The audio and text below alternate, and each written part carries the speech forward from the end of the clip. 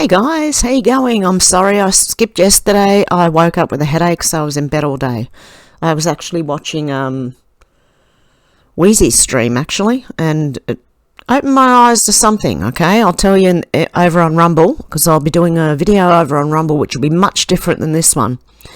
Maria Bartiromo, mysterious man in grey suit, climbed ladder, directed police while they took photos of Crook's body, was not Secret Service as initially believed.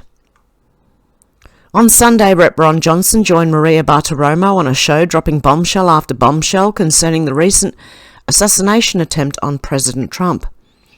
Johnson informed Bartiromo that the Secret Service had neglected their scheduled meetings on the morning of the attempted assassination. Moreover, they also had taken photos of the would-be assassin identified as Crooks an hour prior to the shooting. Johnson also revealed that he's seen evidence suggesting the possibility of not one but two shooters.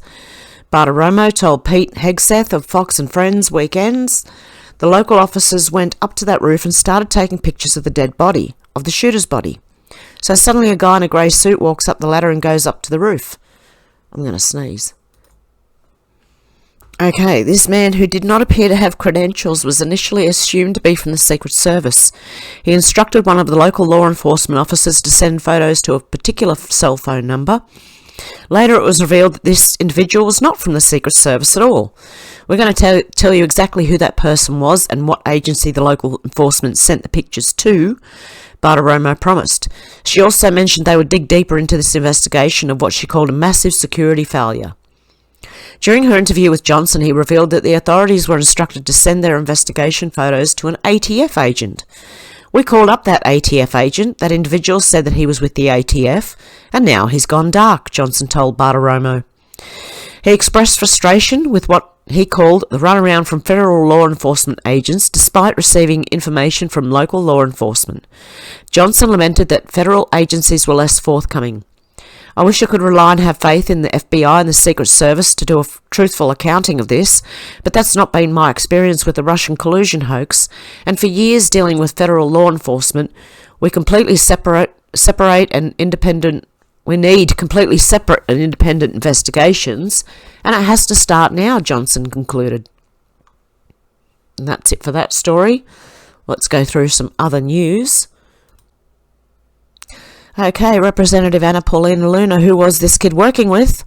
He was obviously working with someone. Representative Anna Paulina went on Fox and Friends Weekend this morning. Rep. Luna asked the question we've all been wondering about for the last week: who was this kid working with? And Wellness Secretary Kimberly Cheadle stepped down from the Secret Service. Rep. Anna Luna said we have questions about who this kid was working with. We do know he was a gamer. He was operating on a website called Discord, which is a chat room, and that is very likely with the equipment that he come up with, the explosives and the detonator. Okay, I highlighted that. I've got more on this. It's going to be on Rumble. That he was obviously working with someone. I think from a forensics and digital perspective, that's going to be incredibly important because, as you know, Keith, we have an incredible issue right now with Secret Service. More importantly, I want to know why she's not resigning. I think tomorrow you'll see, probably it's likely, she'll step down. Pete Hegseth said, Congresswoman, is there going to be a classified and declassified version of this as the investigation is ongoing, or how much will she be able to say publicly? Rep. Anna Luna said that one frustrating thing that we've continued to hear from Secret Service and really from bureaucrats is that this is an ongoing investigation, which is why I've really pushed along with a number of my colleagues to do a separate committee to investigate this. I do believe the American people deserve answers right away. I don't think there should be a classified version of this. I mean, everyone needs to know what happened here. This is incredibly dangerous. Rachel Duffy said it's super revealing that Alejandro Mayorkas is stonewalling on subpoenas when he knows that the entire nation wants answers to this. I mean, it's just that guy. It's unbelievable. I want to know more about this kid as well. I mean, will that be part of the investigation? We know he had overseas encrypted accounts. What 20-year-old has that? Also, are you going to get into, apparently he Googled depression. Was he on psychotropic drugs? I mean, all of these things are important for us to know as a nation. Rep. Anna Luna said, "I also want to remind the American people that Biden ultimately made the decision to not give RFK Secret Service after he had already been threatened. I think that leadership, in addition to it being the Secret Service Director and Secretary's responsibility, it's also Biden's responsibility to ensure that people that are running for office have fair protections, and I don't think he did that." Well, he can still be held accountable because he's still going to do out his term, isn't he? He said that in the last thing I read. Rachel Camper-Stuffy, "Do you trust the FBI to handle this investigation?" Rep. Anna Luna said, "No, not at all. I've made that publicly known on a number of occasions. I think the FBI has, again, like J.D. Vance said, great people on the ground, but I don't trust their leadership. I think it's become very evident over the last couple of years there is a weaponised double standard with the justice system, but also to look, regardless of whatever your political leanings are, what happened with President Trump should never have gone down. The fact is that if that would have been President Biden, if that would have been Kamala Harris, if that would have been members of Congress, we would have never been allowed on the stage. Why did that happen? I think the American people deserve answers to this. I think that the FBI really needs to take a look at what its true mission is." There you go. Very interesting. Let's see what else we have. Right on cue, the Clintons endorse Kamala Harris after Joe Biden drops out of the 2024 race. TDS on full display. Rosie O'Donnell rants in TikTok about how her therapist won't help her cope with the upcoming election. Just cope with it, love. Like, are you really that weak-minded you can't? I'm sorry, but pull yourself together. I have to tell myself that all the time. A TikTok video of Rosie O'Donnell's meltdown about the upcoming election and her struggle to cope with the potential results has been going viral on social media. Okay, this is more TDS, Trump derangement syndrome, and as it says here, and is she going to encourage another person to stand up and try to do what the last one did? In the video, she put her TDS on full display by calling Donald Trump an authoritative dictator, while admitting that she needs a therapist to help her cope with the fact that Donald Trump may be president once again. The whole thing is very unnerving. It's very unnerving, she said to kick off the rant before explaining how her therapist was dismissive of a TDS illness. Do I sound all...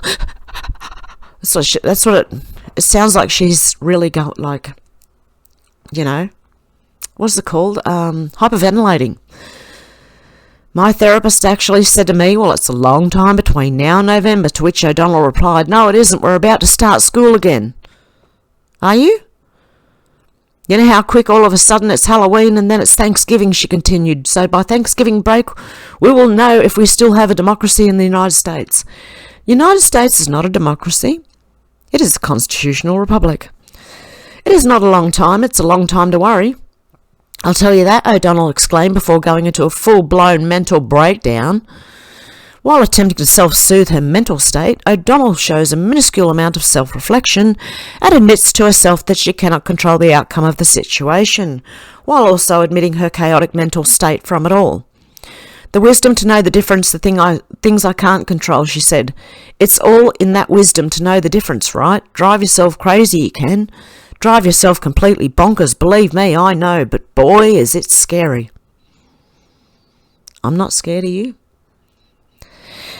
Okay, she begins to wrap up the video by reiterating her delusional take that America will become an authoritarian dictatorship if Trump is elected. "Right to an authoritarian dictatorship, America. You have no idea what's coming if he wins, and boy, it's not good," she said. Oh dear.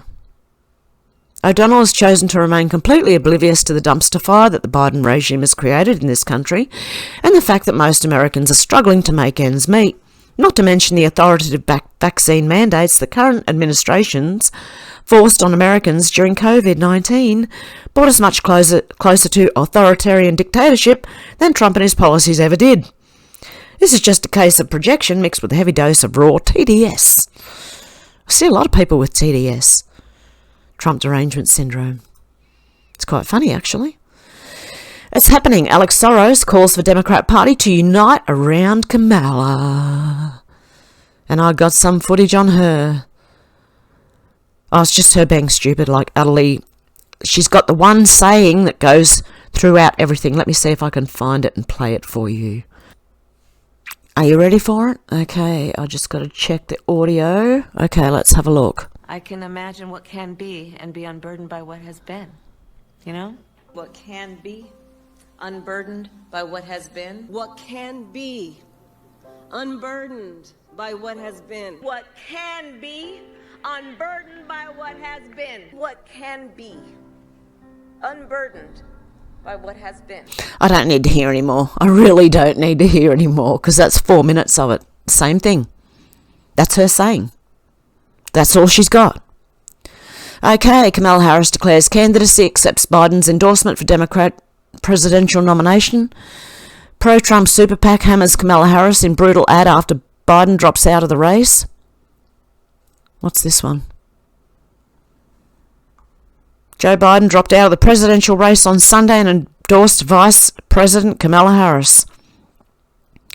My fellow Democrats, I've decided not to accept the nomination and to focus all my energies on my duty as president for the remainder of my term. My very first decision as the party nominee in 2020 was to pick Kamala Harris as my vice president, and it's been the best decision I've made. Today I want to offer my full support and endorsement for Kamala to be the nominee of our party this year. Democrats, it's time to come together and beat Trump. Let's do this, Biden said on X. Biden doesn't speak on X. He has people speaking for him on X. Okay, most of these people do. I believe they've got social media people, okay? Pro-Trump super PAC MAGA Inc. wasted no time and released a brutal ad attacking Kamala Harris and accusing her of covering up Joe Biden's mental decline. This is the first ad MAGA Inc. has dropped in several months. They put all the blame on Kamala and said she owns the failures of the Biden admin. The attack ad also blasted Harris for abandoning the southern border. After all, Kamala is the border czar and did nothing to stop the invasion of more than 15 million illegal aliens. A few highlights from the ad. Kamala was in on it. She covered up Joe's obvious mental decline, the narrator said in the attack ad. Kamala speaking, our president is in good shape, good health, tireless, vibrant, and I have no doubt about the strength of the work we've done. Look at what she got done. A border invasion, runaway inflation, the American dream dead. They created this mess. They know Kamala owns this failed record. Okay. I don't think I want to... Do we want to watch? Kamala was in on it. She covered up Joe's obvious mental decline. Our president is in good shape, in good health, tireless, vibrant, and I have no doubt about the strength of the work that we have done. But Kamala knew Joe couldn't do the job, so she did it. Look what she got done. A border invasion, runaway inflation, the American dream dead. They created this mess. Kamala owns this failed record. Make America Great Again Inc. is responsible for the content of this. Okay, there you go. President Trump took to Truth Social in response to Biden dropping out of the presidential race. Crooked Joe Biden is the worst president by far in the history of our nation. He's done everything possible to destroy our country from our southern border. I did have to click on it, didn't I? Okay, for some reason it wouldn't load, so what I'm going to do is just read this. He's done everything possible to destroy our country from our southern border to energy dominance, national security, international standing, and so much more. He was annihilated in an earth-shattering debate, and now the corrupt and radical Democrats are throwing him overboard. He was not fit to serve from the very beginning, but the people around him lied to America about his complete and total mental, physical, and cognitive demise. Whoever the left puts up now will be more of the same. Make America great again. Okay, so there you go. What else have we got? Senator Ron Johnson drops bombshell preliminary findings and investigation into the attempted assassination of President Trump. Here are the details. On Sunday, after the interview with Maria Bartiromo, who I just read, Rep. Ron Johnson released his 13-page preliminary findings on the investigation. Senator Ron Johnson responding to the alarming circumstances surrounding the attack, has taken immediate action by reaching out to key federal officials, including Attorney General Merrick Garland, Department of Homeland Security Secretary Alejandro Mayorkas, and FBI Director Christopher Wray.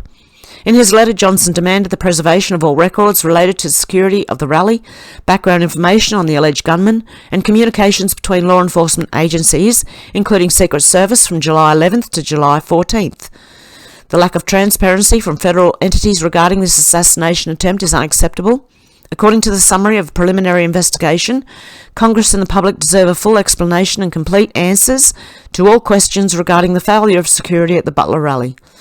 According to local law enforcement, the Secret Service initially had no plans to deploy snipers to the rally. Below are the key findings. At 9 a.m. on July 13th, 2024, Butler County Emergency Services provided a security briefing for the local SWAT teams and snipers assigned to the rally. In addition to Butler County, local SWAT teams and snipers from Washington County and Beaver County were also tasked with security responsibilities. According to local law enforcement, Butler ESU was responsible for assigning locations for the snipers teams under its command. According to the information obtained by Senator Ron Johnson's office, there were less than 40 local SWAT operators and snipers assigned to the Butler rally. During the briefing, Butler ESU provided local law enforcement with images of the security perimeter at the rally, which did not include the American Glass Research Building, where the shooter Thomas Matthew Crooks was located. The location of the law enforcement agents and breakdown of security sectors on the farm show grounds. Secret Service did not attend this security briefing, according to individuals with knowledge of the briefing. It is unclear why Secret Service did not participate in this security briefing and the extent to which Butler ESU coordinated with Secret Service in creating and implementing the security plan for the rally. Given the recent reporting that Crooks was able to fly a drone and get aerial footage of the Pennsylvania Fairgrounds shortly before the former president was set to speak there, it is important to note that Butler's ESU's security briefing did address drones, according to information obtained by Senator Johnson's staff. It is unknown whether any action was taken regarding Crooks' drone and the exact time when Crooks' drone was discovered. Individuals with local law enforcement told Senator Johnson's office that communications between different entities providing security at the rally were siloed. For example, local SWAT and sniper teams operated on separate radio channels from patrol. According to these individuals, communications had to be routed to Butler ESU Command, who would then relay information to either Secret Service or other local law enforcement patrols. It is unclear why communications was set up this way and whether the lack of direct communications between local law enforcement and Secret Service hindered any response time or decision making. At 5:10 on July 13th, nearly 1 hour before President Trump was shot, one of two local law enforcement snipers, hereafter AG Sniper 1, positioned in the AGR building, observed the shooter, Crooks, for the first time. Local law enforcement told Senator Johnson's office that at the time, even though Crooks did not have a weapon, he seemed suspicious. At 5:14 p.m, AGR Sniper 1 took at least 2 pictures of Crooks. One of the pictures appears to show Crooks on his phone. That one there. At 5:28, AGR Sniper 1 took a picture of a bicycle and backpack near the AGR building. It's unclear whether these items are associated with Crooks. At 5:32 p.m, AGR Sniper 1 saw Crooks again near the AGR building, apparently looking at news feeds on his phone and holding a rangefinder, according to information reported to Senator Johnson's office. Shortly after, AGR Sniper 1 reported the suspect to a group text of other law enforcement snipers on site and was instructed to report the suspect to command. At 5:41 p.m, AGR Sniper 1 called into command to report the suspect and described the suspect appearance and notes that he has a rangefinder. At 5:45 p.m, AGR Sniper 1 texted the Beaver ESU Group Command about the suspect and instructed them to relay the message to command. At 5:59 p.m, a Beaver County law enforcement operator received confirmation from a Butler County SWAT commander that command, which included Secret Service, was made aware of the messages and requested more information about the suspect's location. To date, there are public reports that a counter-sniper flagged a suspicious man using a rangefinder to the Secret Service some 20 minutes before a gunman opened fire at the rally. The information obtained by Senator Johnson's office appears to confirm these reports but raises further questions about what the Secret Service did with this information. Why Secret Service did not immediately send agents to the AGR building, and perhaps most importantly, why former President Trump was allowed to go on stage. At approximately 6:23 p.m. on July 13, 2024, 12 minutes after former President Trump was shot, 2 Beaver County PA law enforcement agents accessed the roof of the American Glass Research Building and saw Crooks deceased. During a subsequent search of Crooks, local law enforcement discovered a suspected remote triggering device. At 6:32 p.m., 7:45 p.m. and 7:46 p.m., the Beaver County law enforcement agents took pictures of Crooks, a cell phone and the remote control device near the suspected shooter's body. Hang on a sec. At 6:32 p.m., the Beaver County law enforcement agent took pictures of Crooks. At 7:45 they did it, and 7:46. Okay, between 6:40 and 6:50, local law enforcement on the roof were joined by the Allegheny County Bomb Squad and one individual wearing a suit who local law enforcement assumed to be a Secret Service agent, according to information reported to Senator Johnson's office. According to individuals on the roof, a member of the Allegheny County Bomb Squad requested the photos to be sent to a phone number with a 215 Philadelphia area code, which was stated to be for the ATF. The ATF was apparently requesting the photos of Crooks for facial recognition purposes. Senator Johnson's staff called the phone number and confirmed that it was in fact associated with the ATF. However, in subsequent attempts to establish further talks with the individual with that number, Senator Johnson's staff received the following email from ATF's Acting Deputy Chief of Legislative Affairs. I'm reaching out because I understand that you reached out to our personnel in the Philadelphia Field Division with questions regarding the assassination attempt on former President Trump. It is unclear when Secret Service arrived on the roof following the shooting, how Secret Service and others accessed the roof of the building, why ATF would be the agency responsible for conducting facial recognition in an attempt to identify Crooks, and whether ATF ultimately did conduct any facial recognition on the photos provided to their agent. Local law enforcement informed Senator Johnson's office that days before the rally they learnt from Butler County law enforcement that Secret Service was not going to send their own snipers to the rally, and that local law enforcement would need to go sniper heavy in order to ensure proper coverage. Local law enforcement learned that at least a day before the rally that Secret Service changed course and decided to send 2 sniper teams. If Secret Service has originally not intended to send snipers to the rally, it is unclear why and when Secret Service changed their plans. Holy guacamole, what a mess. Anyway, I've got more information on this on Rumble. Barack Obama released a statement on Joe Biden dropping out, notably doesn't endorse Kamala Harris. That's who probably didn't. But I don't know if Joe actually did. I don't believe he has said he has, but on Twitter it's come across as he had. But on Twitter, other people write for them. They don't write their own Twitter posts, I don't believe. Okay, what else have we got? That's about it for today. So I'm going to leave that there, but I do suggest you go to Rumble because there's a lot to talk about over there, and it should be very interesting. Okay, guys, I hope you have a good morning, afternoon, or evening, wherever you are, and I'll talk to you soon. Bye.